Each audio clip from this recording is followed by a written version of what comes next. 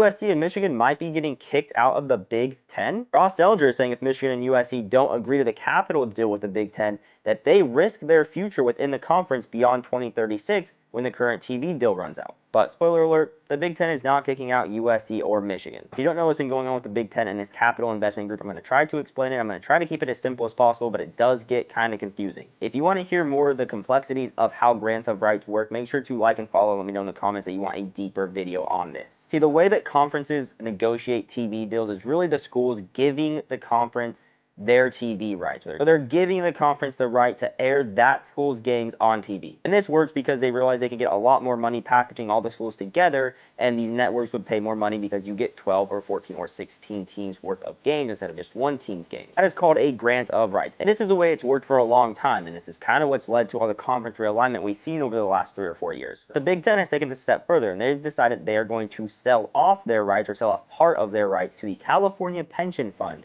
over a 20-year deal worth $2.4 billion. Obviously, you cannot sell a conference, so what they're going to do is start an offshoot, a subsidiary of the Big Ten called the Big Ten Enterprises, and the Big Ten Enterprises will hold the grants of rights, and then we'll negotiate with TV deals. In practice, what this deal is going to look like is that the California Pension Fund will give $135 to $140 million to each school, with the amount varying based on factors like brand value, performance, things like that. In exchange, the California Pension Fund will get a 10% equity stake in the Big Ten Enterprises, so they'll make 10% of whatever that TV deal is. So far, everybody seems to be on board with this, except for Michigan and USC, who are saying they do not want to sell off part of the conference or part of the TV deal or part of the grants of rights, and they'd rather not make that money and keep the rights. Which has led to the Big Ten saying that after 2036, when the current existing grants of rights ends, they may be left out. They may not be part of that grants of rights and part of that TV deal, effectively removing them from the conference.